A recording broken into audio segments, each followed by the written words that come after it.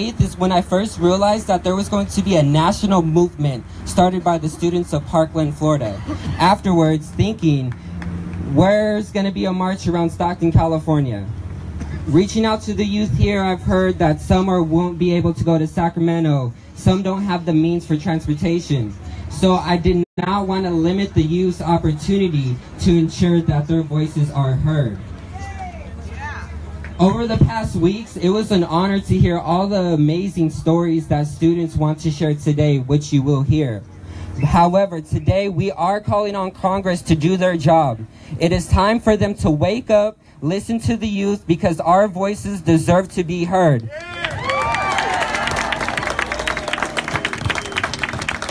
I am 18 years old. I have been told that I am too young to be talking about gun violence issues and too inexperienced to be hosting a march today. However, look, I did it. However, one question comes in mind. I am too inexperienced to be hosting a march and talking about gun violence issues. However, I am the same 18-year-old that is able to buy a weapon of mass destruction. So in the great state of California, we do allow 16s and 17-year-olds to pre-register to vote. So today, I'm calling on all the youth out here in the audience to register to vote. Voting is our power, and voting is our voice. Your vote can lead... Your one vote can change the course of leadership at local, county, state, and federal levels. Never allow somebody to tell you that your vote does not matter, because it does. And so today you'll be hearing from students, teachers, and community members who want to share what they have to say.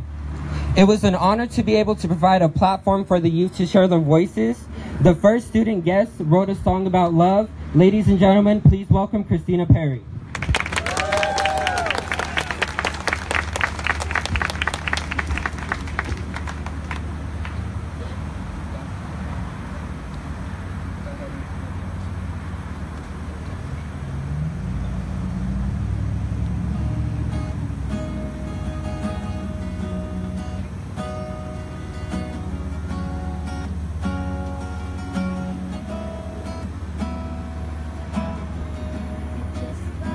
Me, and I'm just like you, so why doesn't matter what God we pray to?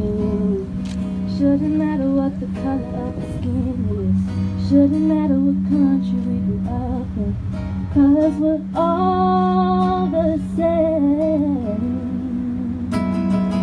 We're fighting wars that will never be won. Take a look at the news and see what hate has done. Another life is taken, another soul is breaking. Will we ever find love? Oh, love will heal us all. Oh, it'll break down these walls. Oh, can't you see that we're stronger together? That's why we need to learn to love. Why do we choose to hate but to love? And why do we walk away when we can just don't know? Pain is something we've become so used to. So why do we keep sitting around saying there's nothing I can do? We're fighting wars that will never be won. Take a look at the news and see what hate has done. Another life is taken, another soul is breaking. Will we ever find love? Oh, love will heal us all.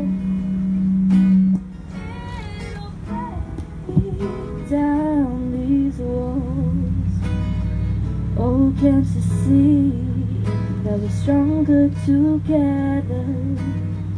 That's why we need to learn to love.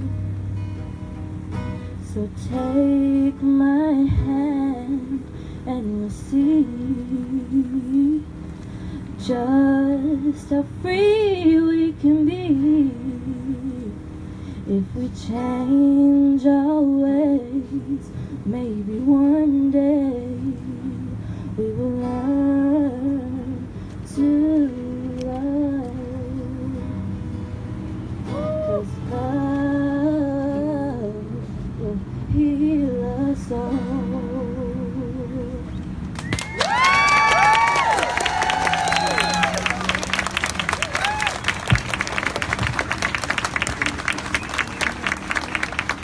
Hi, I'm with our words, and I have a short poem to present to you all today.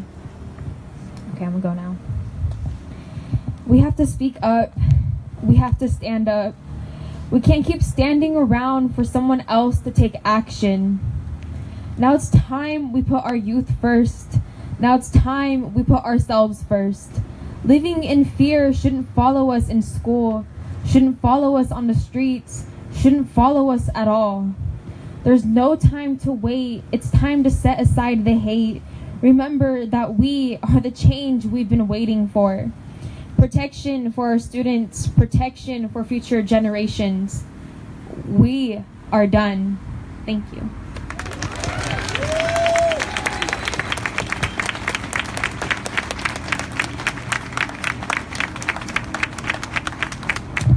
Hello, my name is Anaí Ballesteros and I have a short speech.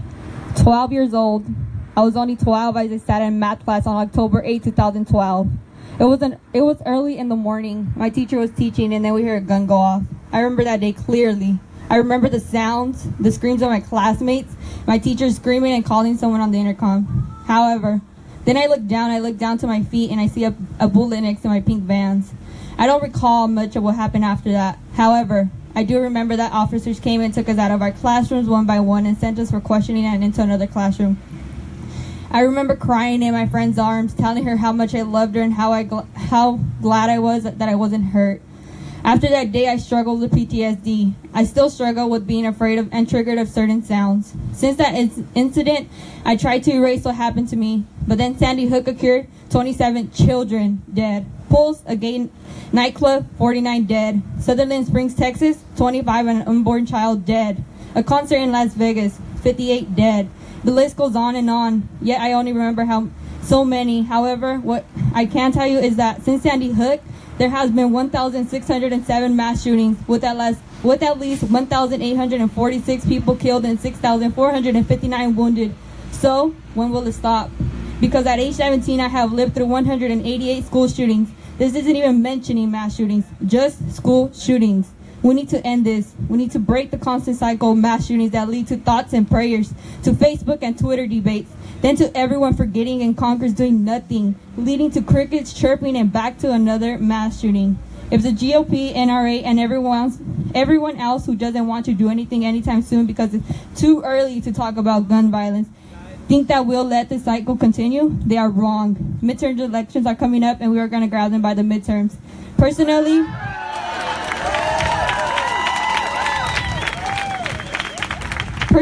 logging onto Twitter February 14, 2008 and seeing students my age saying their goodbyes, saying that the gunshots wouldn't stop because Nicholas Cruz was in their building, murdering their teachers and classmates was the most heartbreaking thing I've ever witnessed. From that day, I began to think, how can I change this? So I met up with my friend, Ayla Madrigal, at school after the walkout that was held, and we brainstormed ideas. In a span of a week, we created posters and flyers, met with survivors from the first mass shooting, and planned so much because we are sick and tired of this. It cannot continue to happen, and there will be change, because if change doesn't happen with the older generations, then change will start with us. Thank you.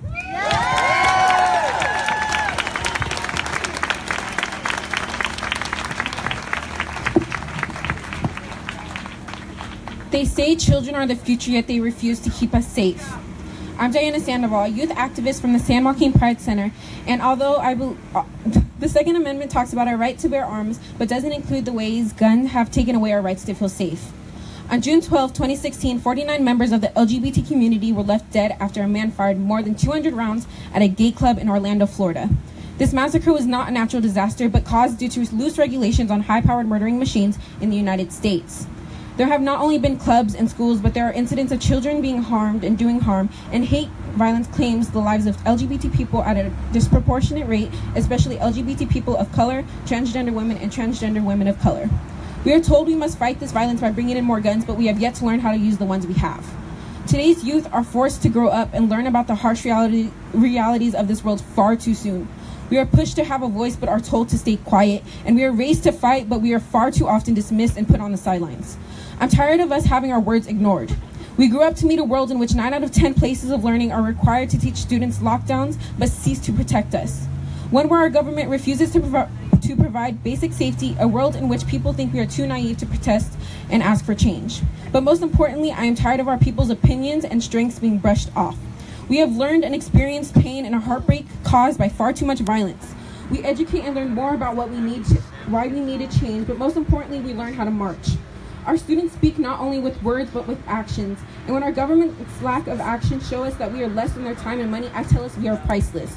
We are worth more than the times they told us to stay quiet, and we are worth more than the hurt we were given.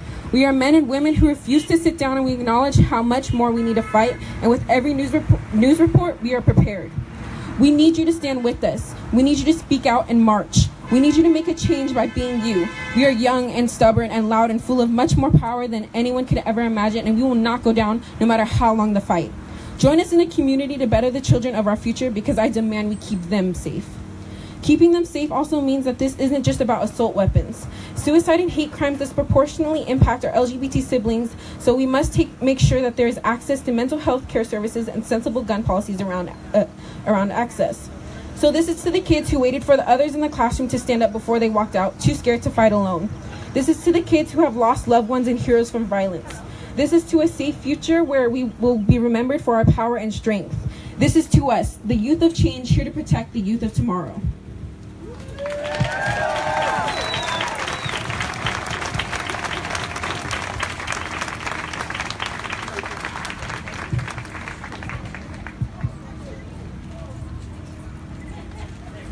"17 dead, 17 minutes. That's 17 students right here in this crowd right now with us. That's too many students for us to stand around and let them be unjustified. It's a cycle. Mass school shootings, Cleveland, 5 innocent little children murdered and 32 kids were injured on our own turf right here in Stockton, California. Columbine, 15 dead and 24 injured. Sandy Hook, 27 dead and 2 injured. And the most recent Parkland, 17 dead and 17 injured. What does this tell us? It's been 30 years since Cleveland. I repeat, 30. That's approximately 360 months. 360 months is 1,564 weeks. 1,564 weeks is 10,948 days. 10,948 days is 262,752 hours. That's equivalent to 15,765,120 minutes. In comparison, it only took 6 minutes for Parkland to occur. How much time is going to go by before we make a change? Knowing that we stand here going in and out of school, knowing that nothing's changed since to help prevent it. I believe every student in the SUSD, every student in the nation should be able to walk in and out of school without having the fear in the back of their heads that their lives could be taken away at school. Thank you.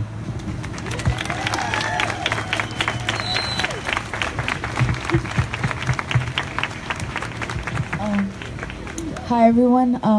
First and foremost, I want to thank everyone who came out this morning to support.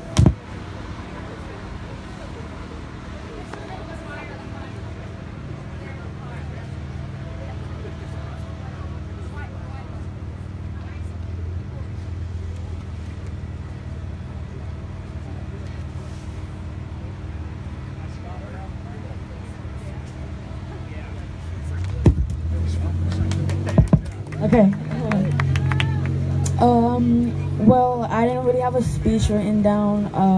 I'm just speaking on my personal experiences. This is coming from someone who lives this every day, gun violence, someone who is so used to it to the point where I don't know whether it's fireworks or gunshots. It's whatever to me. Like, But let me see. The first time I ever experienced like I can't even like talk about it sometimes because it's like, you know, real traumatic and stuff. But I think I was like in the 3rd, 4th grade, and I was getting dropped off at my cousin's house right there in Kenfield, and there's locked gates and stuff, and you have to like buzz in to get in and stuff. And like I was waiting for like 5 minutes for her to get down and get me, and there was you know, some random person walking down the street, and it just got blasted. It just got shot just hella times, and like all I remember is just lights, like bright lights, and me throwing myself to the ground, just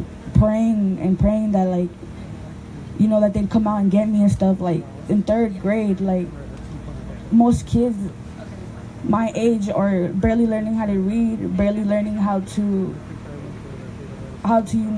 like, you know, just be a kid, and I'm over here laying on the ground, just seeing someone get gunned down. And I don't know, ever since that day, I told myself, I hope I never go through this. Like, this is horrible. Like, I never want to go through this. And after a couple years in 6th grade, I had moved out to the Southeast, and I was having like a little carnival, like a school carnival. Everyone was out having a good time, and then all you just hear is the principal with the bullhorn yelling, "Everyone, you run to your nearest classroom. There's someone on campus with a gun." And I'm like, what the heck? Like, and I just start running, just throw my, you know, just go in through, get into my nearest class, crying under a desk, just hoping that, you know, like, this guy doesn't get to my class. And like, we were just under there for hecka long. Every kid's crying, you know, they closed the whole shield. And I'm like, man, like, I told myself, like, you know, why am I going through this again? Like, I'm too young to be going through this. And I went back to my house. I told my mom about it, you know, started getting, you know, got over it, happened. We were all good, everyone was safe. Then, you know, the couple of weeks after that, my house got shot at. A bunch of bullet holes all over my house. So my mom had to move everyone to the back of the house. She took the room of the front house, because in case we did get shot at again, she'd be the one to get shot, not us. So it's like my mom has to take the risk to where she gets to live in the front of the house in case the house gets shot at, and, you know, her life gets took, not ours. There's my street, there's bullets. I could literally go to my street and I could find loose bullets on the side of my curb. And I take back, I'd be like, Mom, what is this? She'd be like, don't be picking this stuff up. If you see it, just leave it there. And it's like, there's kids living this out here, and like, I don't know, it's just traumatizing. And I just came out here to let you guys know that there's kids that go through this every day. And I really appreciate all of you guys who come out here to support, to stop this, for the kids in the future don't get to live my traumatic experiences, and it just all needs to stop. And thank you for everyone hearing me out.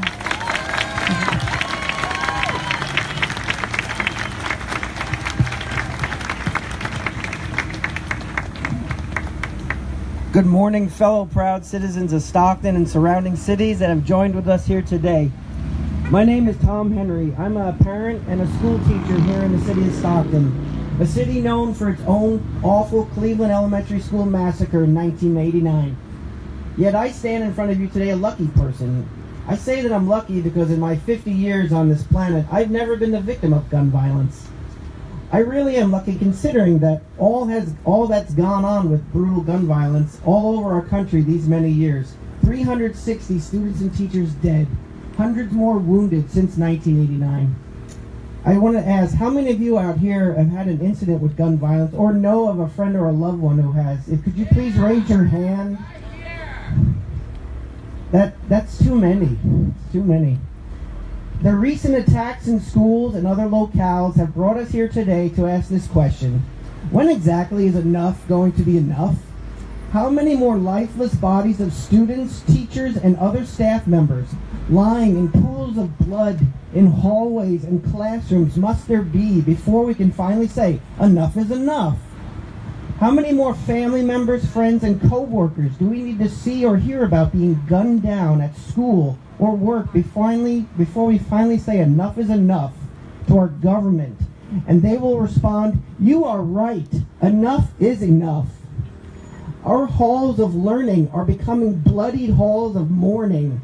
What kind of a nation are we that continues to allow this? And the answer from Washington is, arm the teachers. What kind of a ludicrous idea is that? Thank you. We teachers have enough on our plates, full of so many life-supporting responsibilities, and now you want to put into our hands the tools to take life away. This teacher says no.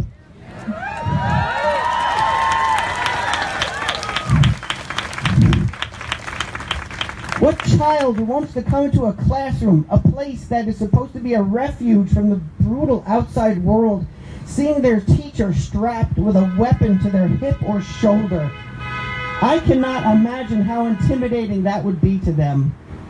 Plus, I've seen enough videos on YouTube where trained law officers have accidentally shot off firearms in classrooms. Imagine us weekend warrior teachers in rooms now across the country packing heat to protect our students. I don't want to picture that possible deadly accident waiting to happen. So what can we do? Please write and call your congressional representatives and senators and urge your families in other states to do so as well. Tell them it's now time to say, enough is enough. And if you won't stand up to the gun manufacturers and the gun lobby, then the blood is on your hands too.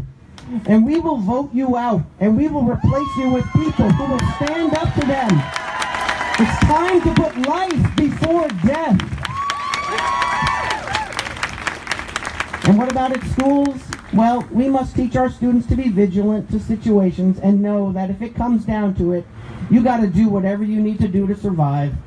Let's make our campuses safer with stronger security measures and make our rooms safer, more resistant to an attack. I will do what I can do to further educate my students to know what can happen when a gun is used for the wrong reason and how to react to it, as every teacher should do across the country. We will be part of the solution to this ever-worsening situation. Last but not least, let's just say, enough is enough, enough is enough, enough is enough. Thank you for coming out here today. Let's work on living in peace together. We're at the March for Our Lives rally across from the Stockton Municipal Civic Hi everyone, Auditorium. I'm Monica Shtari and I'm a 17-year-old senior at Lincoln High School.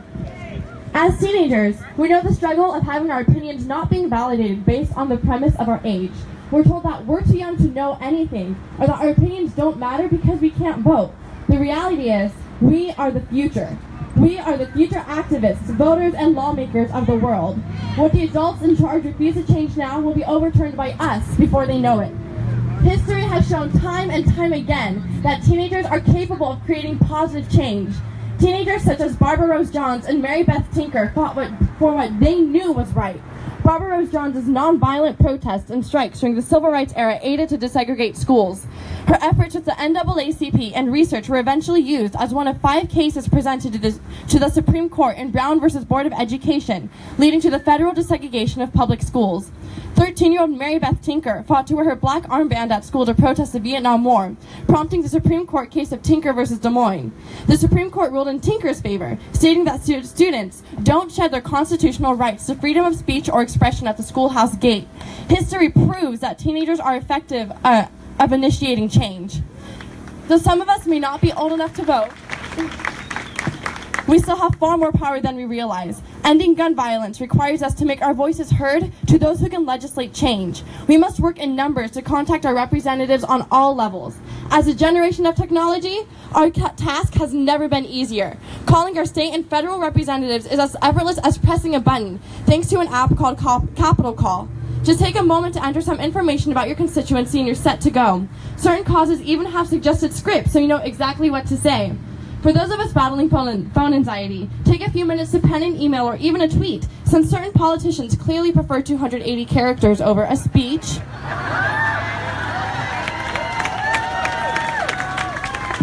Their job is to listen to what their constituency wants. If they refuse to listen, we will vote them out.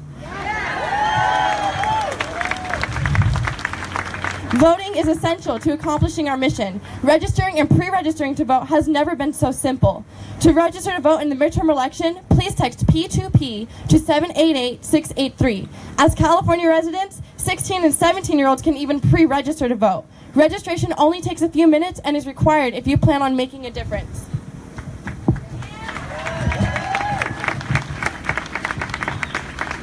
As students, teachers, parents, administrators, or even just empathetic onlookers, this is our time to make a change. This is our time to prove that as teenagers, we won't just complain, but we'll get up and work hard to make a difference.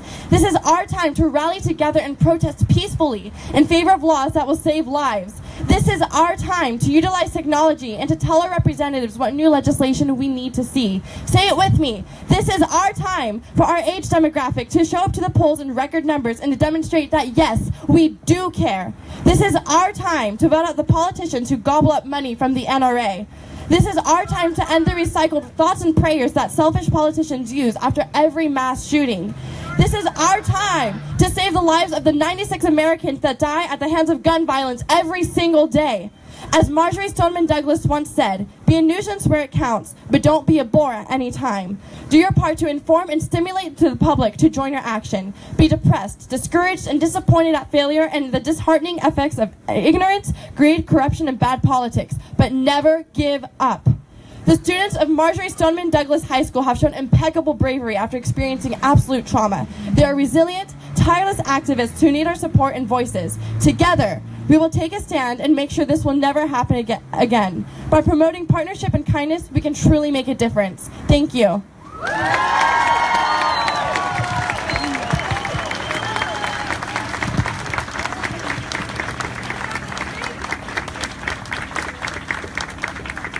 Hello, my name is Brandon Leak. I'm a native Stocktonian. I was born and raised here, and now I teach 9th grade English as like the 2% of black males who actually teach.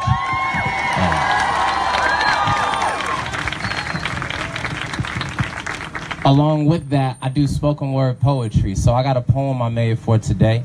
So yeah, let's get into it. Growing up, my mama always told me the best way to avoid a bullet is an education.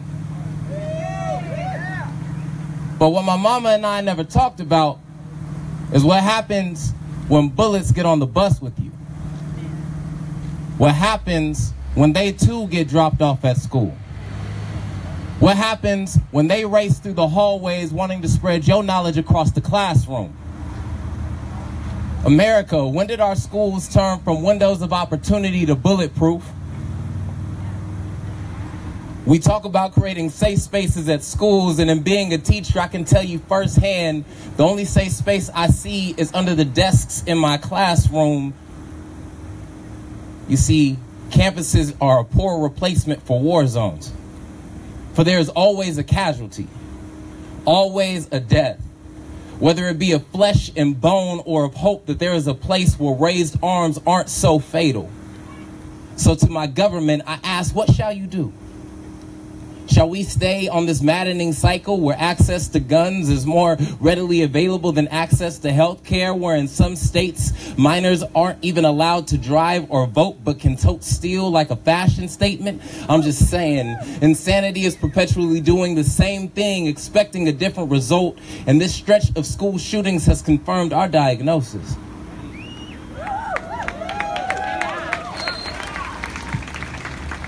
Now to our schools. As a teacher, I'm well aware that it is our duty to create a culture where ostracism isn't so common, where fellowship isn't so rare. These campuses need to be places to grow, but how can one do that when they're continually masked in a shadow of fear, whether it be from teachers or peers? Let our bodies be better lovers than fighters. So today I choose to walk out. I also choose to walk up. I choose to speak out against a broken system that listens to the NRA's song on replay to muddle the sounds of children who are slain on their watch. And I choose to speak up for the students whom I see on the fringe, to let them know they are no longer alone. As soon as they walk into my classroom, we are all broken people, trying to find a place where our splintered edges fit best. And every morning I fall on my knees, pray to God asked Jesus to be with me and my students today, that we wouldn't be the ones to hit the 6 o'clock news, that we wouldn't be the next ones on a live stream for Facebook, that my wife's goodbye to me this morning wouldn't be so permanent. So dear government, I promise to make my classroom a place where all students can find love, a place where acceptance is more readily available than bullets, a place where lead only scrapes across paper. The only question left we have for you is, what shall you do?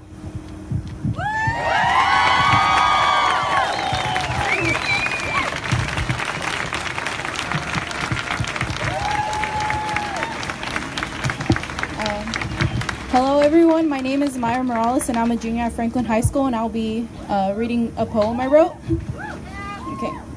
Mass shootings are no longer a rare occurrence. On an average day, 96 Americans are killed by guns. On an average day, 7 children and teens will be killed by guns.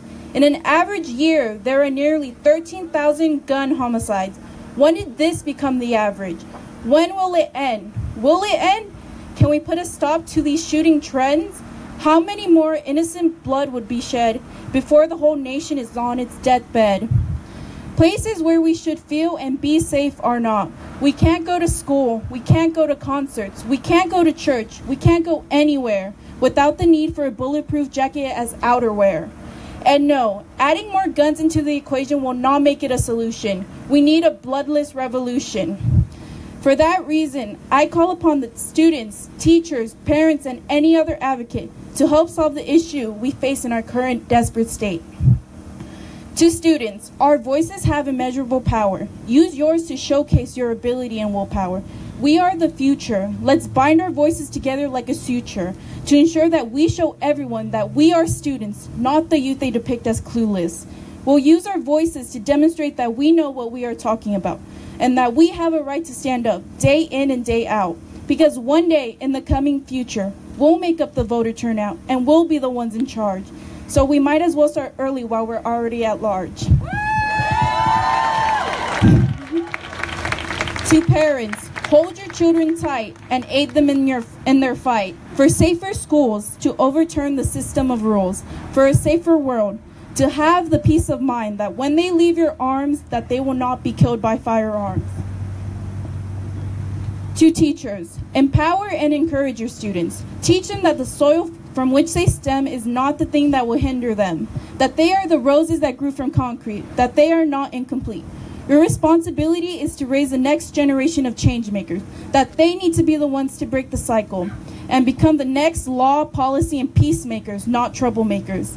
Teach them the skills they need to prepare for the world, the importance of leadership, resiliency, and strength. Advocate for safer classrooms and help your garden of students bloom. To anyone else, step up to the plate and speak up before it's too late. Defend the innocent people whose lives were taken from them by senseless action. Do not let your inaction be no reaction. To the 58 lives lost in Las Vegas, to the 49 lives lost in Orlando, to the 27 lives lost at Sutherland Springs Church, to the 17 lives lost at Stoneman High School, to the 5 lives lost here in Stockton at Cleveland Elementary, and to the ever-growing number of victims whose lives were ripped away from them by the accessibility of guns and lack of gun reform. We, the people in our political platform, will put an end to this violent storm, that together will ensure that mass shootings are a thing of our past and action needed at long last. Together we'll ensure that never again will the lives of many be lost to shootings, that never again should a shooting take place at school or anywhere, that we need more than thoughts and prayers, that we need gun control reform before the shootings become more uniform. Pick up your pens and raise your voices and do whatever you can to make a change for a better future and safer tomorrow. No more silence, let's end gun violence.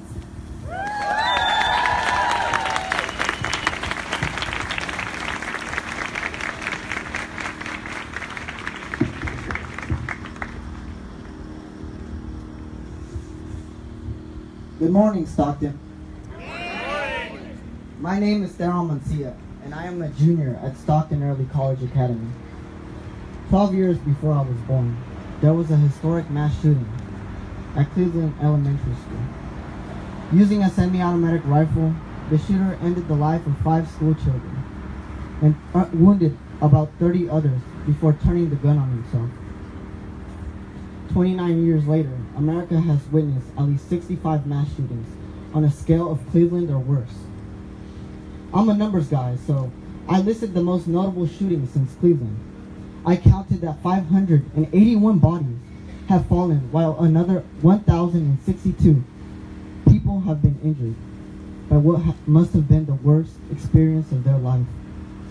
For a long time now, Congress has done nothing, but I want to let you know that what you guys are doing today has made a change. Today, despite NRA's objections, leaders of Congress have finally included gun safety measures as part of the budget. The CDC and other research centers can now safely study gun violence without fear of the NRA. Plus, Congress has agreed to strengthen background checks and pay states to more often report to the FBI no gun database. Stockton residents don't have to wait for Congress to create a change. Every home can begin its own movement to fight gun control. First, if your family has a gun, please lock it up. Research has shown that in-gun home death and injury can be reduced by just 70% by keeping the gun unloaded and locked in a cabinet, box, rack, or with a trigger lock. Also, since 80% of gun-related crimes are by illegally owned and stolen firearms, locking the home guns massively reduces the risk of local crime. Most stolen guns come from unlocked collections, and trigger locks are frustrating for the gangster to remove. Of course, trigger locks are also frustrating for the gun owner. If he is drunk or trying to use the gun to commit suicide, trigger locks are very effective at stopping this. 2 of 3 gun deaths are messy suicides that the family has to clean up after. Don't let this be your family. Also, since those with gun access are twice as likely to be murdered, gun owner safety is improved.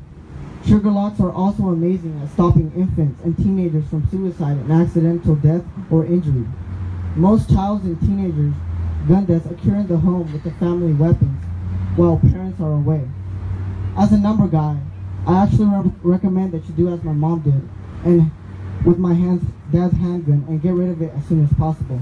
If you plan to use the gun for self-defense at home, keep in mind that 99 out of 100 times you will commit a felony, shoot yourself, or shoot someone else by accident. Just 1 out of 100 times you will shoot the bad guy. America doesn't have a gun problem. It has many gun problems. I want to thank you, not just for marching for my life, but for marching for yours.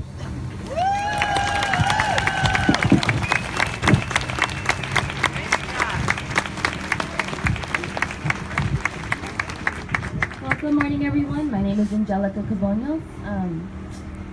I'm like really nervous right now because this is my first time giving a speech to the public, and never in my life would I have thought it would to be about gun violence.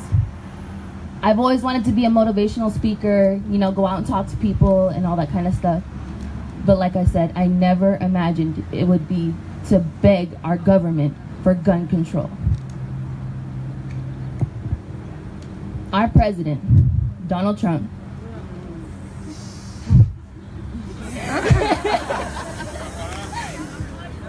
his answer after the Florida mass shooting was to arm teachers. It's not right. Why do the teachers have to be armed? As it is, students are scared of other students having guns. We would have to be twice as afraid if the teacher has a gun as well. Hello. Children are terrified to go to school. Not too long after the Florida mass shooting, I read a story. A little girl in the 3rd grade, they did a lockdown drill, and she had light up Skechers shoes. She came home crying to her mom saying, "Mommy, I need new shoes." When her mom asked why, she said, "What if the shooter sees my glowing shoes?" And that's when my heart broke. Why should a 3rd grade little girl be scared to wear her shoes?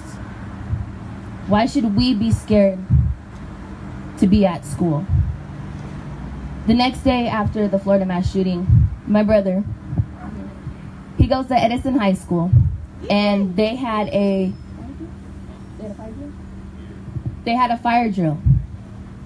In fear, my brother jumped under a desk. Over a desk, my bad.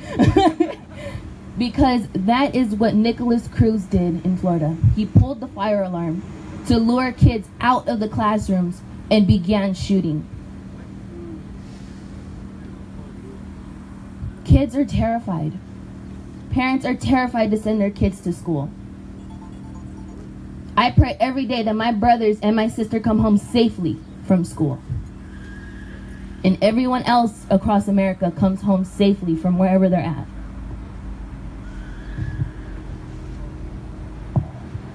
And to the police that were outside the door of Florida, shame on you for just standing there and letting the shooting occur.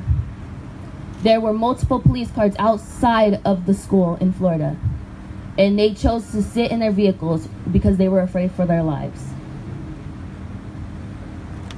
And I am very happy that they got fired right afterwards, because that was 17 lives that could have been saved had they stepped up and went inside that school. It's not fair that we have to beg the government for help. How many more shootings, how many more deaths should there be for them to finally step up and say enough is enough? They say we're too young to know about gun control, gun violence, and laws and whatnot. But yet, we're old enough to arm ourselves with these guns. We're old enough to go and register for a gun and buy a gun. I don't know about you guys, but that doesn't seem right to me.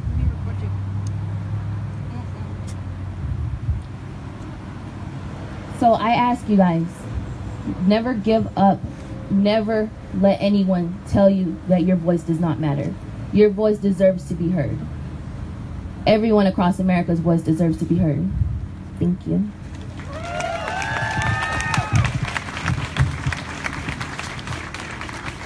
Hello. I'm an 18-year-old senior. I go to Vista Oaks High School in Lodi, and I just wanted to start by saying that if this event is any indication of what we can do, then we're in good hands. And the thousands and thousands of people across the nation doing the exact same thing that we're doing here is proof that this can work. You know, we can make this change. And it's been far too long, and now it's up to us. And in the face of tragedy, politicians and lawmakers have proven time and time again that they cannot or will not take action. And following the Florida shooting, President Trump revisited numerous issues involving the ban of bump stocks, raising the legal purchasing age, and other common sense gun laws. And following all of this was nothing. No action was taken. And the NRA is the most powerful organization against gun safety in the country, and pooled over $30 million to have President Trump elected in 2016.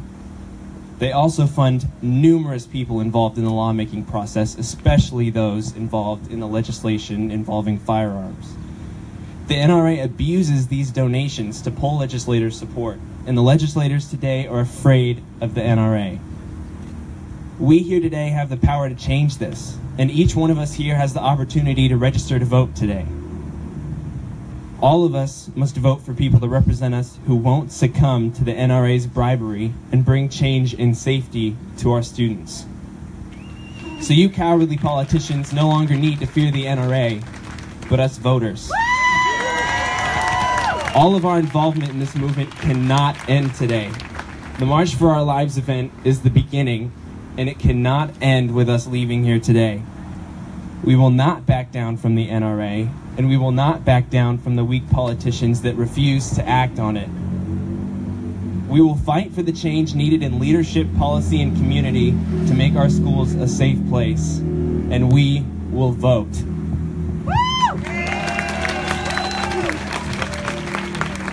Good morning, everyone. My name is Jasmine. And today I stand here with such a heavy heart. Today I thought about what will I speak about, what will we share about. So many thoughts had came to my mind. Way before all of this many young people in our community who come to mind. A lot of this work became very close to home. I think about young people like Juderomia Johnson, JJ, who was killed. I think about Brandon Harrison, who was murdered on the streets.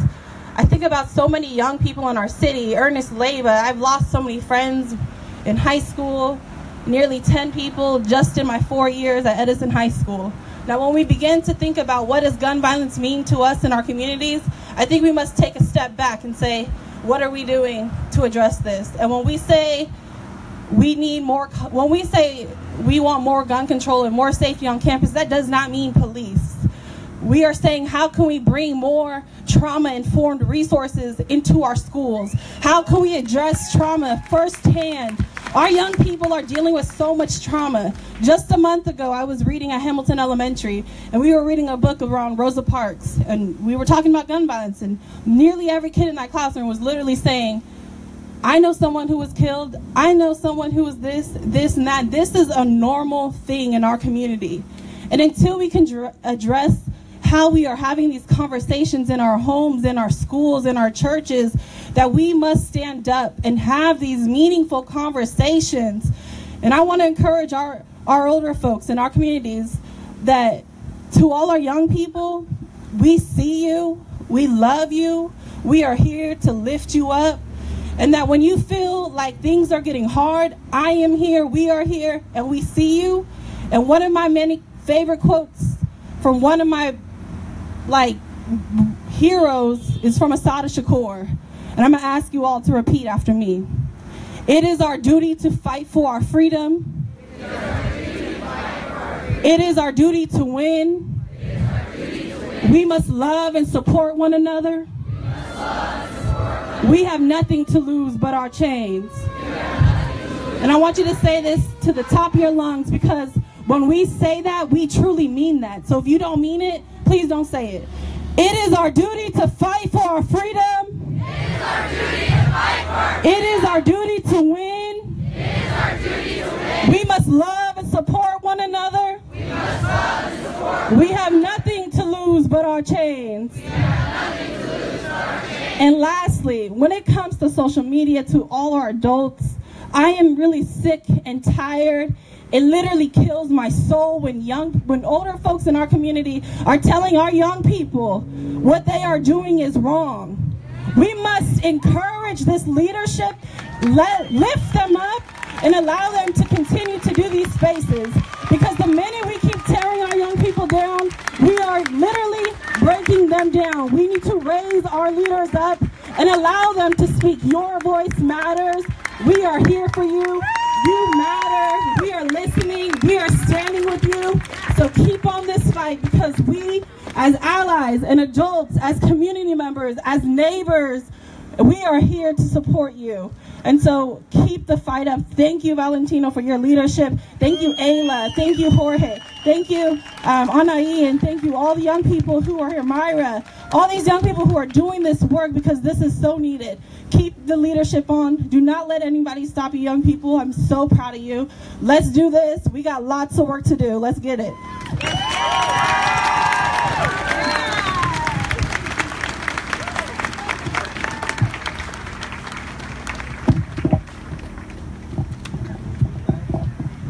Good morning, Stockton.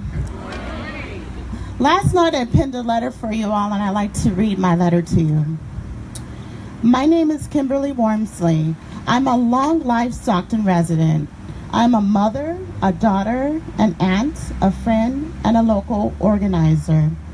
It is my pleasure and honor to stand before you today in the wake of the most historic youth-led moment and demonstration for change.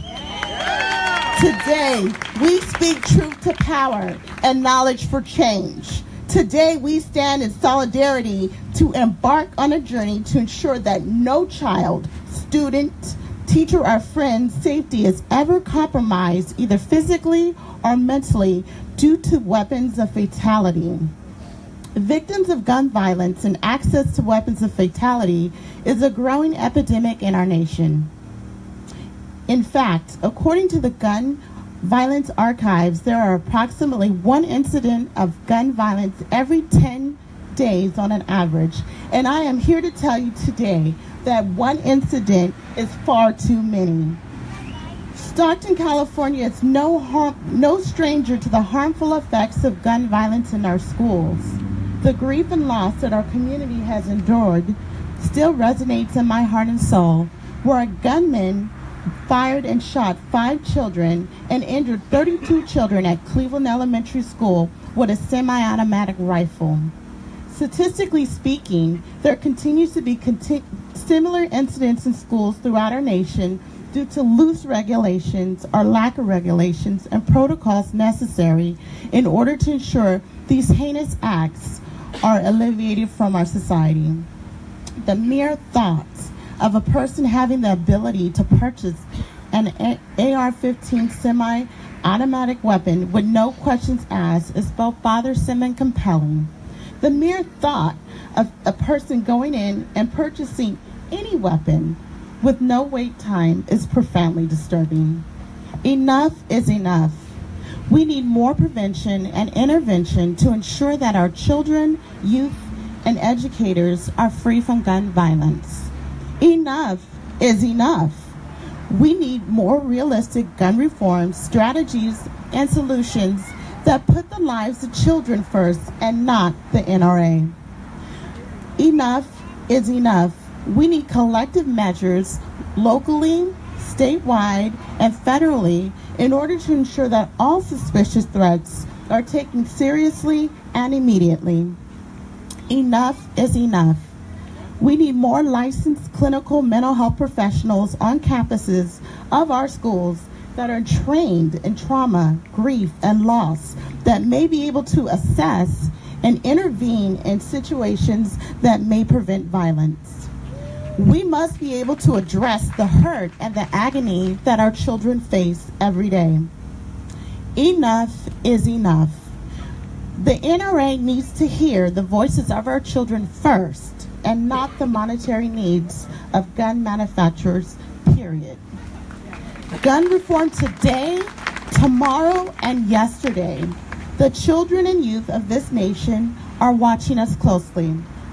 As a community and a nation, we must level up and ensure that they never go a day feeling unsafe in their lives, period. To our youth that are here today, we hear you, we love you, and we support you. I want to encourage you all to be unapologetically bold, be courageous, be incorporated, organize, get loud, lead, advocate, be daring, and stand up for what you believe in. Lead with purity, knowledge, truth, and power. And remember, we're one voice, one purpose, one mission, all in together. Thank you.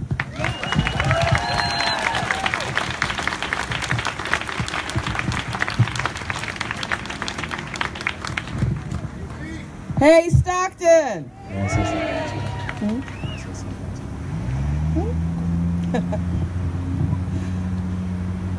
All of the adults who are here to support our youth, make some noise.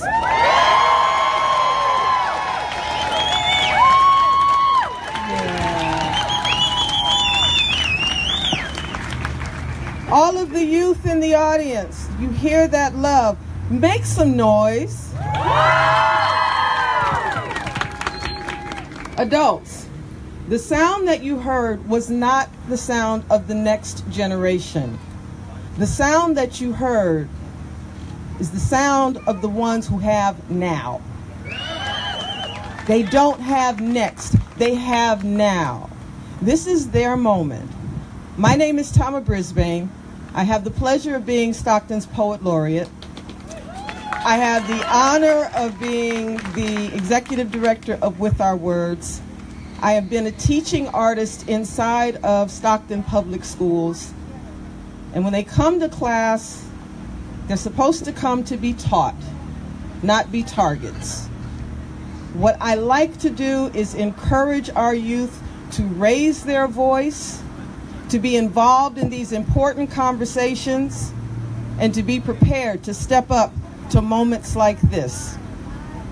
So I am going to do the thing that we adults are supposed to do today. I'm going to step aside, and I'm going to turn this microphone over to two young men, their first year in high school, taking their first steps to this microphone to be involved in a conversation that is about them, to talk about a moment that is about them.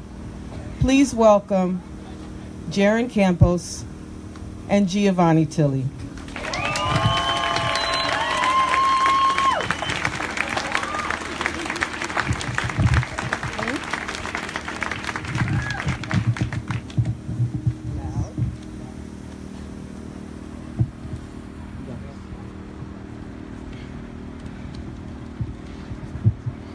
One, two, three, 4, 5, 6, 7, 8, 9, 10. These numbers symbolize the process of a shooter. The ticking of the clock, the minutes, the hours. All the days that go by where the world turns in the direction and says, You're a disgrace to the human race.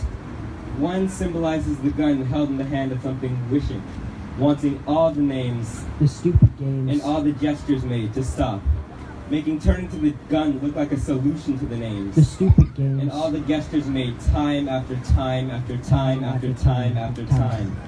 2 steps, 1 foot after 2, 1, 2, treading in the direction of the dim gray sign that's in his mind that reads, Welcome to your grave. This is where a bullet will enter your brain as you go out in the world with a little metaphorical bang. The sound of a gun, bang. The impact of the words, bang. World and famous lying, cheating, manipulative devil in the mind of a shooter, bang, bang, bang. 1, 2, 3, 4, 5, 6, 7, 8, 9, 10. 3 represents the gun in his cars, the ones he bought so easily, store owners selling guns to you so greedily. Money always more valuable than an 18-year-old with a rifle in his hands, or an 18-year-old with stifled cries as a bullet pierces Skin so easily. 4 bodies hitting the floor as he enters the door. 4 loud bangs as he walks down the hall he traversed in the 3rd grade. Now he brings terror to everyone around him as he walks, gun cocked. No life, no sound. 1, 2, 3, 4, 5, 6, 7, 8, 9, 10. 5 senses used. The smell of gunpowder mixed with blood and the innocence. The feel of the fingers itching the barrel. The taste of the guilt on the tongue. The sour. The sight of bodies crumbled and folded on the ground. The sound of screams of feet hitting the ground in a desperate attempt to outrun the unoutrunable. 6 bullets left in the clip, some scattered across the ground, some colliding with the tiled floor. The guilt hovering like a cloud over this terrible, shame-ridden monster with only one fate. 1, 2, 3, 4, 5, 6, 7, 8, 9, 10. 7 cop cars lined up outside, sirens blaring loud and harsh, guns cocked as they rush inside, looking for the villain gone to hide from the wrath of justice he brought upon himself. This must be what evil tastes like. 8 officers running up the stairs, firemen rushing away from the danger of someone self-labeled as a danger to humanity. Oh, the humanity of someone questioning his sanity as the world looks upon the travesty he shaped, comes to life like a monster out of a nightmare. 1, 2, 3, 4, 5, 6, 7, 8, 9, 10. 9 seconds he thinks to end his life. 1, 2, he has the gun. 3, 4, he raises it to his head. 5, 6, the words that he bled out of his wounds to sear his skin. 7, 8, his fingers itches the trigger. Is the trigger with the final flourish. 9, 10. What if it could all be stopped before 9 or 8 or even 5? Back at 3, the guns he sheltered in his car, the greedy storekeeper, and even 1. The names, the cruelty, the feelings, the rage of the future gunman may be standing crowd amongst you, amongst us. Look at each other, world, and see this as a reminder. We are the chosen selected to guide you away from insanity and back to our humanity. End of message.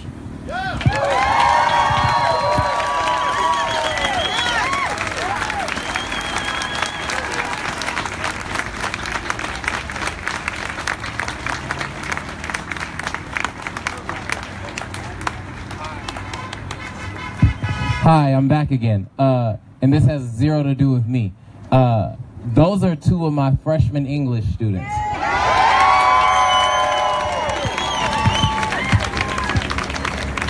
As Mama T said, their time is now. Their time is now. Thank you very much, and thank you to those awesome young poets, and the future is now. Where are my sisters here? Before I give you my prepared remarks, I want to say a couple of things. First of all, we're so grateful that all of you are here. I want to acknowledge the fact that we have somebody who's come all the way from Oregon, stopped by here on her way to Southern California to take part. I see somebody holding a sign in honor of Stefan Clark in Sacramento. This is an issue that's not just here, it goes beyond our own community. And we want to talk to you about what you can do, because we know that when you walk away from here, you're going to want to do something. You can call Congress. You all have phones, you can call Congress. And if you're not registered to vote, you can register to vote, because the future is you. My name is Julie Shart, and I'm a member of Cleveland School Remembers, which is a chapter of the National Brady Campaign to Prevent Gun Violence. My sisters in Cleveland School Remembers and I work hard to end gun violence. We do this because our own Cleveland Elementary School here in Stockton was the site of a mass shooting in 1989. 5 of our students were killed, and 30 other students and a teacher were wounded. Most of us spent years teaching elementary school students here in Stockton. Our job was to teach young people. But for the past month, we have been learning from young people.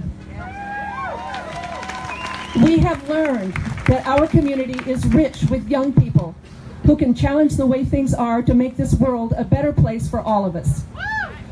Who can take responsibility for organizing events that move hundreds of people. Who can talk in a way that challenges us all to listen. To the young people who are here and who have worked tirelessly these last few weeks, we are listening to you. We hear you. We hear you demanding a change in the culture of gun violence that makes you wonder if your school will be the next one to have its safety shattered by a gun. We hear you demanding strong universal background checks for all gun sales and a ban on assault weapons and high-capacity magazines that belong on the battlefield, not in our communities. We hear you. We hear you challenging Congress to step up, to be courageous, to choose your safety over the bidding of the gun lobby and the NRA. We hear you. We hear you, Celine Corpus and Gloria Alonso, when you say that you and your classmates met the goal of organizing a successful student walkout at Edison High School. But for you, meeting that goal was only the beginning, and you're ready to set the next goal. We hear you, Christina Perry, when you say that we all need to sit down at the table instead of throwing chairs. We hear you, Anaí and Rogelio, Diana and Daniela, and all of you who have spoken so eloquently today. I feel positive, I feel uplifted, I feel optimistic about the future because you're here. And Valentino, we hear you. We are here because you overcame every obstacle thrown your way as you built this March for Our Lives with determination, optimism, and energy. And like you said, Valentino, we march for our lives. There's no turning back. We hear you.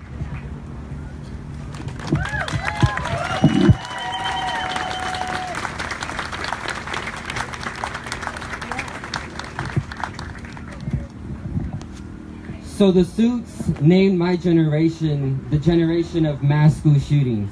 However, I want to rewrite that today. Stockton is one of 800 marches around the world to march for our lives. Give yourselves a round of applause.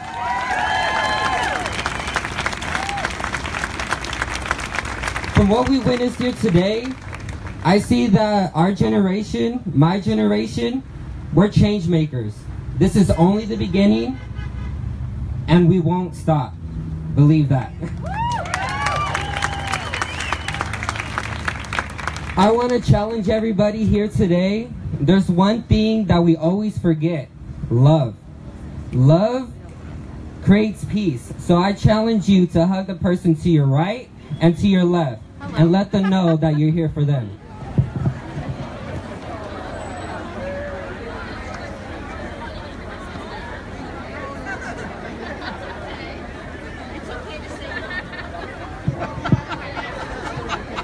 This feeling that you have now, this passion, this burning to help, the urge to fight, don't forget. Please do not forget this feeling. This is only the beginning of a long fight. But with your help, we're able to change that. I want to thank everybody for coming out to March for Our Lives.